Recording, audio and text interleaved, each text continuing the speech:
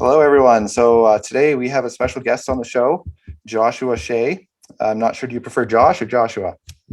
I don't care what you call me as long as you Either don't call one. me late to dinner. Perfect. So he is going to be telling us all about recovering from porn addiction. I'm not sure if you want to touch base on the alcohol addiction side of things as well. But it's going to be a very interesting subject because it's something that affects so much of our population these days, and we see a lot of it, whether you're Christian or non-Christian. So why don't you start out just by telling us a little bit about yourself, Josh? Yeah, absolutely. I am in my mid 40s. So when I became a porn addict at 12 years old, there was no internet yet.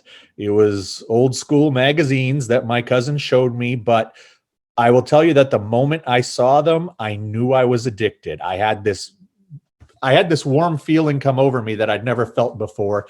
The only other time I've ever felt this, and this goes to the alcohol, is about 2 years later. The first time I got drunk, it was at a wedding, and those are the two times that I in my life have tried something and immediately said, "Oh my goodness, this is going to make my life better. This is going to stick with me. This is doing something to me that is wonderful."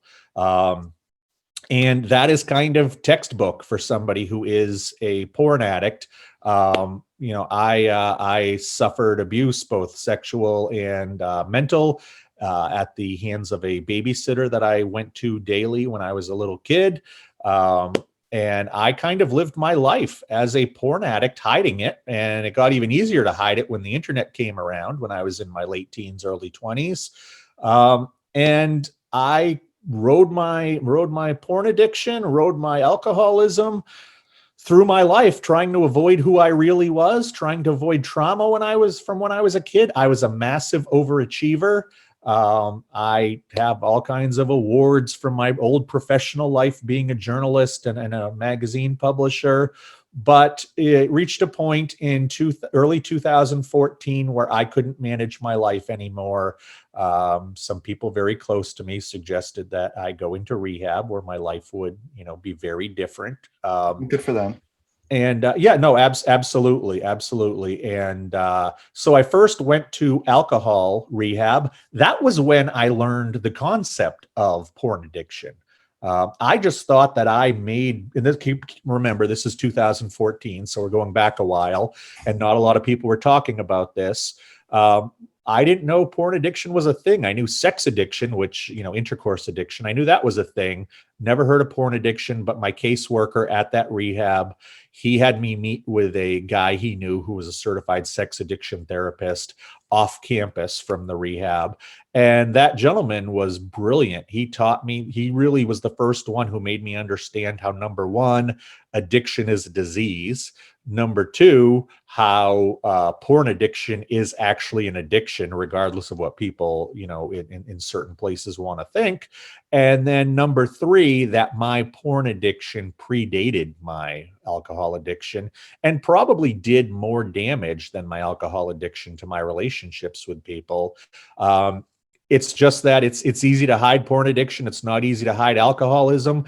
I even told myself that my porn addiction was something that I just did when I had a few too many drinks, and that was a bad decision I made. But when I finally learned I had dealt with it, I did a lot of therapy here at home, did a lot of research here at home. Then I decided to go to an actual inpatient rehab in Texas for it. Despite the fact I hadn't used pornography in a year, that was probably the most transformative experience of my life. That was just outside Dallas, Texas.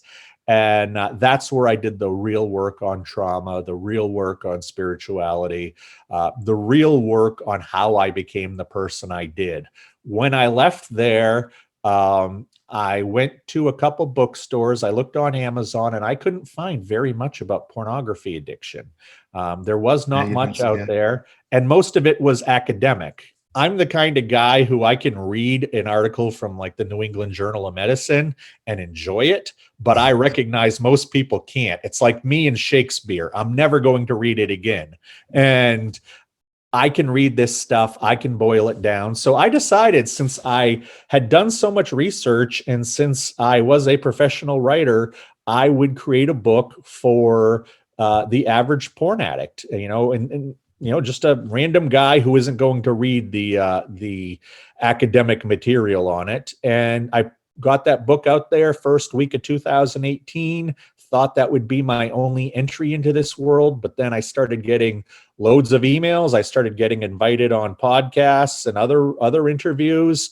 And largely now, for the last 4.5 years, my life has been this. I now also coach. I've had 4 books to my name at this point. I've done a TED Talk. I have appeared at colleges and churches and libraries. So my life is now all about education of pornography addiction, even though I never planned it. And ironically, it feels better in my soul than anything I've ever done. I thought I was supposed to be a big-wig publisher, or, I was supposed to be a politician because I did serve on my local city council.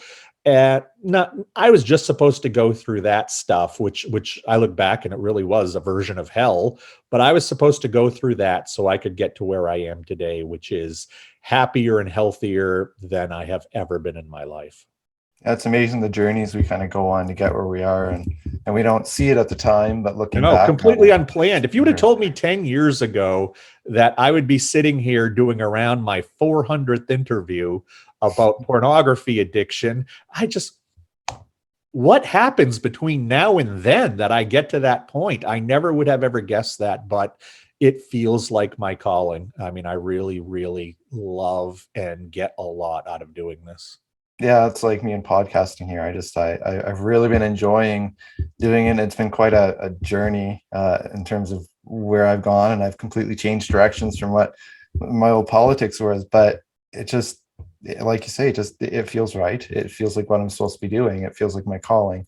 Yeah, I get that. And on the addiction, like, I know I studied addiction in my youth care studies in college, so I have some grasp as to what it is. And in the brain, it's like a mental illness almost, because it takes control of your brain, and you're searching for that next high, that next rush. Nothing else matters except getting that next high. So looking at that, is this kind of the experience that you had with porn, that it was just driven by that next rush, or even with alcohol? Absolutely. And it's important to recognize that addiction is addiction is addiction. It's not like gambling addiction takes place in my wallet, or food addiction takes place in my stomach, or porn addiction takes place, between my legs. It all takes place in the head. This is where addiction happens. And I think that people don't really grasp that all addictions have side effects, but when you get to the basic part of it, no matter what it is, whether it's chemical or a process addiction, it's about accessing the pleasure chemicals in your brain. And over an extended amount of time, it gets more difficult to do that. Build up a tolerance. For a gambler, that's, you start betting $10 a hand on blackjack, then you have to go to 20, then 50, then 100. And you're still trying to get that same high. And that's one thing that a lot of people who aren't addicts don't realize, is that it's not that we're trying to get the next big high or the higher high. It's that we're trying to get the high that we got the first couple times before we were addicts, when everything felt good. And that's what, I know most addicts chase, is just that first feeling of being good. And it's not until you're way into it that you can pause and go, oh my goodness, I am an addict here. And I need these chemicals. I need the dopamine and the oxytocin and the serotonin that's flowing to the pleasure centers. And whether it's drinking, where you have to drink harder stuff and more, or whether it's porn, where you have to look for longer amounts of time and look for more exotic and extreme material to do the same thing that it used to do. Addiction is addiction is addiction right across the board. We are held captive by this urge, despite the fact understanding it's negative, despite the fact understanding it can have negative repercussions. We are just drawn like a magnet. and we will get through everything, and it doesn't matter who tries to stop you. I hate to say it, but my addictions were in front of my wife. They were in front of my kids. They were in front of my parents. They were in front of my job. They ruled my life, and that's what my entire life was consumed by, was the ability to get into those chemicals so I could just feel good for a few minutes. Yeah, and speaking of your family, how did it affect your family? Because I know a lot of times like different families react different ways to addiction. Well, I was raised in a very Catholic home where, we did not talk about sex. We did not see depictions of sex or anything like that. So when I finally had to admit to my parents that I had a pornography addiction, that was really challenging, especially with my mother. Most embarrassing was probably my children. When I went into treatment, my son was, I think, 11, and I think my daughter was 16 at the time. And I had to come clean about everything. And, they support me and they're proud of me, and their friends think I'm super cool for doing this kind of stuff. But because the youngest generation is the one that's able to talk about this Yeah, stuff. But yeah, it because I was so well known in my community when it got out, because ultimately the two co-owners of the magazine company with me, even though I ran it day to day, I only owned 1/3. They ended up firing me because I was such a mess at the very end of my rock journey to rock bottom, that it became very well known in town what happened. And that's where I felt mostly like a pariah, was in people who I think they felt betrayed in some way. I presented myself as a pillar of the community, someone who would always spend time with good causes. I'd give away a lot of free advertising to create awareness of those causes. And I think people saw me as generally a good guy. And when they found out that I had a problem with pornography, because of a lot of people's stances on pornography or stances on addiction, I don't know exactly. I think that they saw me as a liar because I presented myself as something I wasn't. So that's where I had the biggest problems, was actually in my community. And for a couple of years, I couldn't go to Home Depot or a restaurant without knowing people were looking at me and judging me. Some people would come yeah, up and, talk to me very openly and were wonderful, but you could sense that some were, giving you the stink eye, and had to just kind of live through that. And, hopefully it built my character. yeah. And that judgment is so hypocritical because we all have facades. Everybody puts up a facade. There's a different you that you present. So And I great. don't know. I don't know if my porn addiction was my worst mistake in my life. I mean, I think that we could have a debate on that for many podcast episodes. But through this process, what I've really learned is that defining somebody based on the worst decision they've ever made is the surest way to remove a lot of quality people from your life that you can learn from, who often have made better of themselves. You can't define people based on their worst mistake. And if people do define me on that, I know that they are the kind of people to avoid, because I don't want to be around that kind of energy anymore. Yeah, exactly. So in your mind, what mindset did you have to be to actually come to the point where you were able to overcome your addiction? It was a lot of logic for me, in that I needed to understand how addiction worked, and I needed to grab on to some of the less provable theories. You can't take a blood test for addiction. You can't take a blood test for most mental health issues. So a lot of it is just accepting and agreeing with the theories and philosophies. And I, through time, through work, finally came to accept the fact that addiction, no matter what it was, addiction is a symptom of a bigger problem. That bigger problem is almost always trauma, and that trauma almost always comes from childhood abuse. If you look at statistics from Covenant Eyes, which is a Christian-based anti-porn organization out of Texas. They had a company called the Barna Group do a fantastic study for them, and they found in North American men, that over 70% who are porn or sex addicts have some kind of physical abuse in their background, that has created repressed trauma. Over 80% has some kind of sexual abuse in their background that has produced trauma. And over 95% have some kind of abuse that was of the emotional or mental variety. And that causes trauma. So if you do the math, it's something like 99.3% of North American men who are porn addicts have some kind of abuse in their background that has caused trauma.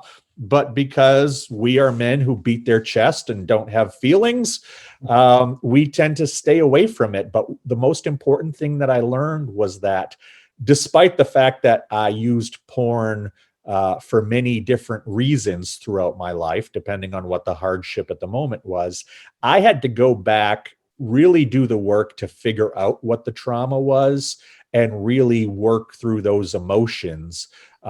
Because once you work through those emotions, you don't need the band-aid of addiction to put on it. Yeah, you have to work at not having triggers and not falling for the triggers. But I always say it's a lot like putting a bandage on a wound. The wound is not the addiction. The addiction is the bandage. And if you can deal with the wound and heal the wound, you don't need the bandage anymore. And when I finally went back and did that trauma work of what happened to me when I was a little kid, and understood how that informed my decision making in life, how my coping skills were a little bit warped, how my survival skills were maladaptive. My survival skills and coping skills worked for a 6-year-old boy, but they don't work for a 26-year-old man or a 36-year-old man. And I can now trace my story. I can trace my narrative. I can understand why things happened, what my responses were there. And that's really been the most important part of my recovery, is to create that narrative and create that story that helps me get through what happened when I was young and understand how I adapted to what was happening and how that informed some very bad decision making through life. And like I said, you look at a picture of me from 10 years ago, I don't look healthy. I don't look like I'm only in my mid 30s. I look just horrible. And I feel better mentally, physically, emotionally, spiritually than I ever have in my life. It's wonderful. And that's one of the reasons I'm out there, especially talking to young people about this. If you can take care of this when you're 18 or 22, you don't have to go through what I did. You don't have to tell your kids because you take care of it before you have kids. You don't have to face your partner and say, hey, I've got this problem and I'm sorry I hid it from you for so long. It's so freeing not having that, albatross of addiction, be it alcohol or pornography, around my neck anymore. Yeah. So you touched a little bit on this, but how has your life improved since you've come out of your recovery programs? And I'm not, I mean, number one, when something goes bad, I don't immediately go to look for porn or alcohol. It was after drinking, I dropped some weight, which was really nice. But I think that the biggest difference is that, and I had to work on this, is that my empathy finally developed, and I'm still working on it. I'm still not the most empathetic person on earth. But before that, I only had two speeds of empathy, 100 and 0. And it was just easier to do 0 than do 100. But I have learned how to be empathetic naturally. And I think that has helped my relationships, both with people I already knew and with new people, that I genuinely am a caring person now, where in the past I might know the right thing to say, I might be able to give a little sympathy, but empathy was an absolute missing trait in my life, I guess you'd say. so I know it's a huge problem in both non-Christian and Christian society. no matter what religion you're in, it's a problem. Um, how big do you find this problem is in a religious community? Well, no matter whether it's Christian or Well, Muslim. if you look at statistics of North America, you would think that the straight white guys are the ones who are reporting the most porn addiction, but we're not. We have been porn addicts for decades. If you go back and look at the 70s and 80s at the pornographic film industry or the pornographic magazine industry, it was geared towards your straight white male because we were the one audience that the pornographers could count on. We were the ones who would go to the movie theaters. We were the ones who would go to the adult bookstores. Now that pornography is so much more inexpensive to create and it's so much easier to distribute. I mean, you can literally have a movie. You can decide you want to make a movie in the morning and have it making money online by that evening. You see a lot more niche content. So what we're seeing is that white women, Black men, and members of the LDS and Catholic churches are having numbers absolutely explode with porn addiction. Those are the four fastest growing demographics. And I think with the Catholic and LDS churches, a lot of it does come to the fact of you don't have to worry about sneaking out of an adult bookstore or being seen by somebody. I do caution that in talking with both Catholics and LDS members, their numbers are higher than average people in the secular world, and the religious men who lead the Catholic Church and lead the LDS Church both report very high numbers of porn addiction. Now, maybe that's because of the rules put on them as far as how they can live their life, but I often think that sometimes because of their indoctrination and value system, that members of these religious communities may self-diagnose as porn addict faster than somebody in the secular world. So it's hard to say exactly if there is a connection between those two denominations and a higher instances of porn addiction, but the statistics do say that they are there. So I know addiction affects your mind. How does pornography change the way that you would, for a man, view a woman, or a woman view a man, or if they're into pedophilia, then how they affect, like, viewing a child? How does it mentally affect you that way? Well, first, when it comes to pedophilia, that is a completely different thing. Most people in this world don't even know the definition of pedophilia. That is attraction to children who have not reached puberty. Mm-hmm. So if somebody sees a 17-year-old girl and says, "Oh, she's pretty," that does not make them a pedophile. No. And unfortunately, there are a lot of people who believe that, and a lot of people throw that word around. And it's a damning word, but they don't understand it. And it's also important to point out that across all addiction, you see libido drop. Whether ask a heroin addict how much sex they want to have, and the answer is none. What's ironic is that people who are porn addicts and people who are intercourse addicts also have a real drop in libido, but the addictions are not about libido. The addictions are about serving those pleasure chemicals in the brain just to function. I never cared what was on the screen for the most part, as long as it was legal and as long as it didn't totally gross me out, I could watch. And what you see over time is that, your simple one man, one woman type of porn has to get more extreme, more people involved, bringing props in, whatever escalation has to happen, because it's like with the drinking of having to drink more or harder stuff, or the gambling of having to raise your bets. You need more extreme content to get that same high that you got before. And I can speak for myself that for most of my addictive years, my sex life, be it before I was married or with my wife, wasn't affected too much Every once in a while, there might be some ED issues, but it really wasn't affected too much until the very end when the last 6-8 months, when I had no libido whatsoever. And it's a very different thing. And I do a lot of work with partners of porn addicts. I coach many people, mostly women, but there are some men in there who deal with what's called betrayal trauma. And that's often when one partner finds out the other is a porn addict, but they've been hiding it from them for so long.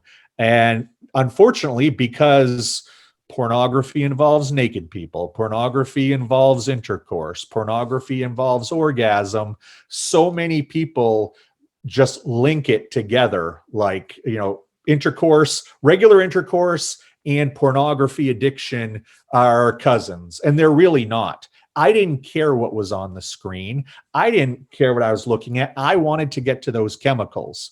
And that's it. Whatever was on the screen, as long as it got me there, was fine. My sex life with my wife was fine right up until those last few months, because the idea of, making love to her and being with a human next to you, and the feelings that you have are so different than porn. They were, I don't want to say, with my wife, it was a different master, but there were, what I got out of regular intercourse and what I got out of real pornography were absolutely different. What's rough these days is that you've got these young guys, especially, who are growing up watching porn, because we now give every child the greatest porn computer in the world in the form of the smartphone, and we send them out into the world. And what's happening, we're seeing now that we finally have some statistics back after a couple decades, is that young men and women do not view, especially the ones who haven't had a sexual relation yet,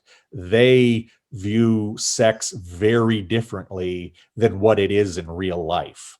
And that has nothing to do with addiction, but that's one of the real problems with pornography these days, is that we have a generation of young people growing up thinking what they see on the screen in pornography is normal and what people do. And any of us who have been in a normal, healthy sexual relationship knows that pornography is fiction. It's not a documentary. It's not a reality show. It's fiction. And unfortunately, a lot of our younger people don't realize that. And I think, that's what's going to make us a very unhealthy sexual world unless we start talking about this with everybody, including the youngest generation. Yeah, and it is. I know stats been showing younger and younger people are starting, and it's sad. Half of people see porn for the first time now at 11 years old or younger. Mm-hmm. And it never used to be that way, because, like you were saying before, it was harder to get access to. You couldn't even reach the Playboy on the top shelf, much less take a look at it. Or a cashier would never ever sell you that stuff. Right. You were too afraid to go to the back room at the video store. Yeah. But hey, if you're on Netflix, which I know it doesn't have porn, but if you're on a streaming system, or it's not hard to find this stuff. And like I said, through the internet and through phones, it's kind of crude, but if you can spell, man, sex, and woman, or man, sex, and goat, man, sex, and whatever, odds are you're going to find it online. And that was not the world I grew up in. And I think back to that, and while I had no educational experience with pornography, the world of pornography, especially since high-speed internet started, is so radically different that we have to talk about it. I'm sorry that the times have changed. I'm sorry that so many people are squeamish about it, but we have to talk about this. Yeah, that's so true. And how, as a society, do we change and recover from this? Because it isn't just an individual thing. It's, as a society, we need to change, and we need to make it different. How do we do that? I think that we first have to recognize that the statistics, if you look at people under 50 years old, almost 80% of men under 50 in the US, at least, look at pornography at least once a month. Just around 60% of women in the US look at pornography once a month. So let's first say that you are more uncommon if you don't look at pornography. I think everybody thinks that they're the one pervert, the one freak who looks at it. Well, that's not the case. You are actually more common if you're under 50 and you look at porn than not. The numbers when you get to 30 and under are really startling. So I think that first we have to get people to understand pornography is actually somewhat normal. The being interested in seeing what people look like naked or have sexual experiences, that curiosity is kind of hardwired within us. There's nothing wrong about it. It doesn't make you evil. It doesn't make you immoral. That exists within us. That's part of perpetuation of the species. However, what we need to also recognize is that left to their own devices, people end up like Lord of the Flies, and people need education. And what we need to do is recognize that pornography education is not the birds and the bees education. Pornography education is more like anti-smoking, anti-drinking. I think that, you don't have to scare children about this. You can tell a 5 or 6 year old kid, hey, if you are, if you don't ever let anybody see what's under your bathing suit, and you don't go look at what's under other people's bathing suits. You don't let anybody take pictures of you when you're not wearing your clothes, and you have to make sure you never take pictures of people if they're not wearing their clothes, and you'll leave it at that day. Then you teach them how to cross the street or hold a fork properly. Kids want to know information. Kids want to do right. And if you don't make it some kind of big Pandora's box taboo, it's not a big deal. And maybe next year when they go off to school, you say, hey, if you have a friend who has a phone, or you're at one of your friends' house and they have a tablet and they show you pictures or movies of people without their clothes on who look like they're wrestling or doing things to each other, just let me know. You're not going to get in trouble, but kids aren't really supposed to see that. So I want to make sure you're safe. And at 6 years old, you do believe your parents want to keep you safe.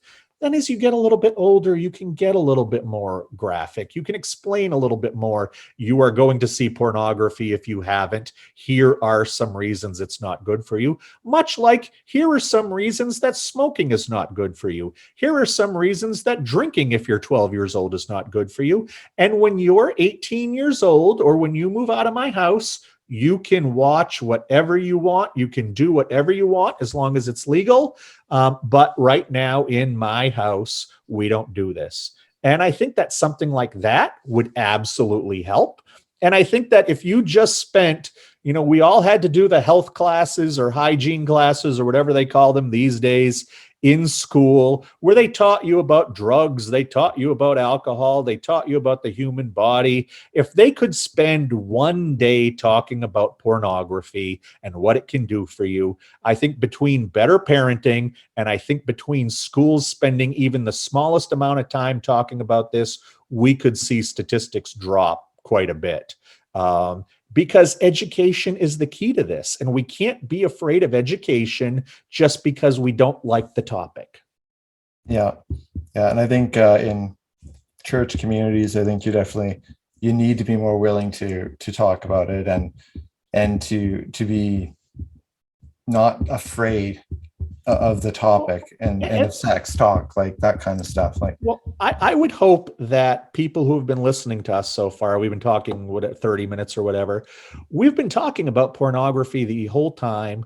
We haven't talked about the content of pornography. We haven't said anything graphic or R-rated or X-rated. You can talk about the concept of pornography without making it about pornography. And I think that's what a lot of people fear.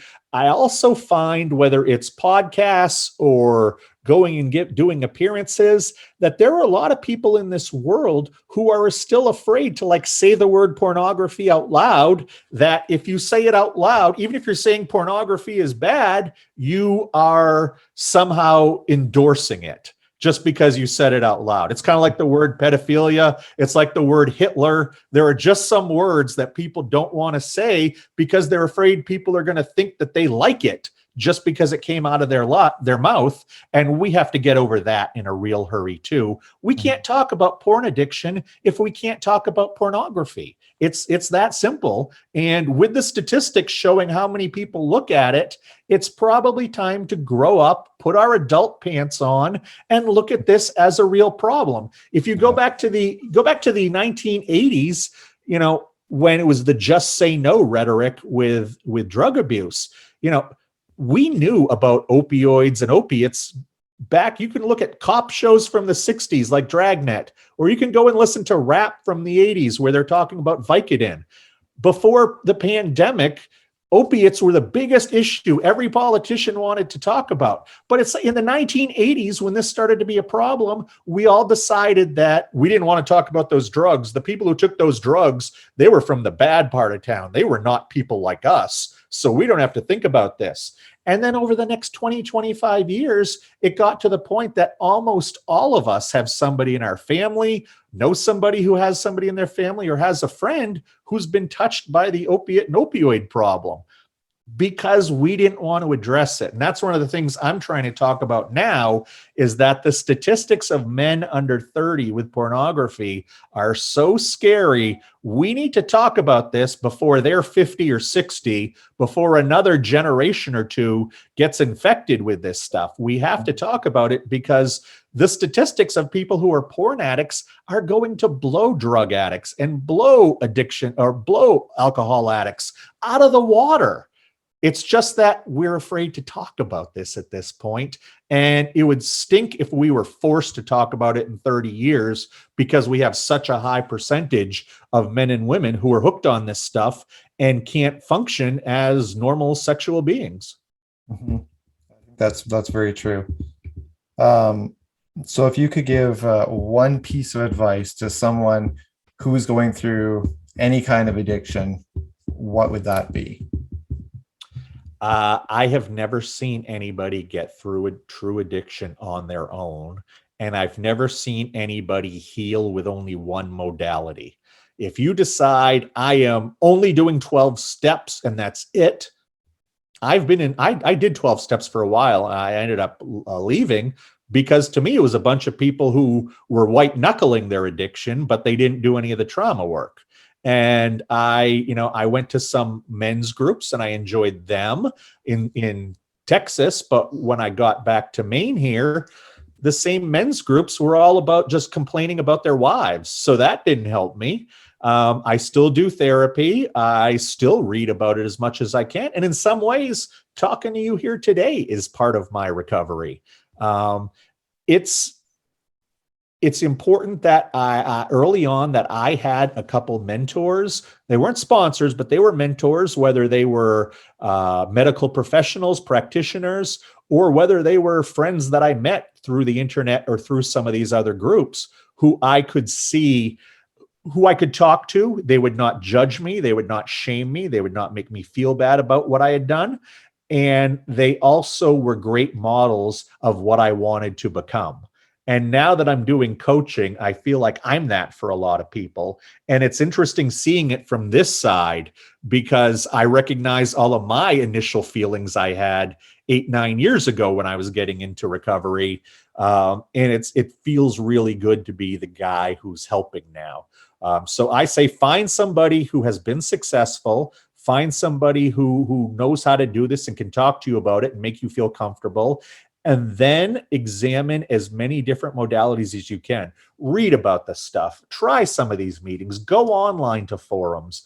If you need to go to therapy, that's fine. If you need to go to rehab, that's fine. There are so many things you can do out there that everybody's recovery program is a little bit different. Nobody does it better than anybody else, because at the end of the day, it's about dropping those addictions and dealing what sent you to those addictions in the first place. I think that's very true.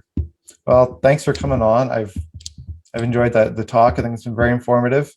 Hopefully it'll help get awareness out there and help some other people get through this. Do you have any final little tidbits you want to say before we sign off? Well, first, I want to thank you so much. There are so many people who are scared to talk about this. And honestly, it's tough to get on some Christian podcasts. because there are a lot of people, not just Christian, but religious broadcasts. There are a lot of people who think the way to handle this is to bury your head in the sand and hope it disappears. And that's not happening. We have proof of pornography back to caveman days. You go to look at any, fine art museum, go to their ancient medieval exhibit, you're going to see some crazy stuff painted on the pottery. Depictions of sex have always been around, and that's okay, but we are in a technological place now where it can do some major damage. So we need to deal with it. And the only other thing I'll say is there is no stereotypical porn addict. I've met men and women. I've met ages from 15 to 80. I have met the smartest of the smart to the dumbest of the dumb. I've met doctors, lawyers, nurses, homeless people, criminals, vagrants. Every religion, every ethnicity. Right now, with my coaching, I coach people in 8 different countries.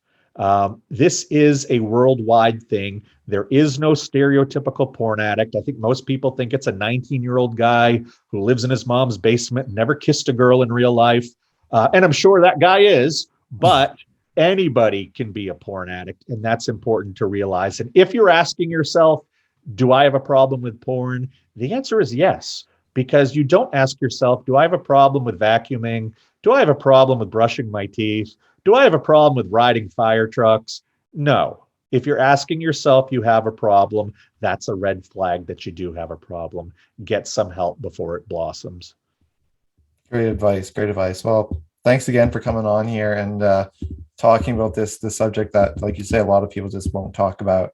I think it's very important and a big part of the healing process. So thank you again for coming on here. And who knows, maybe you'll be on again. Thank you.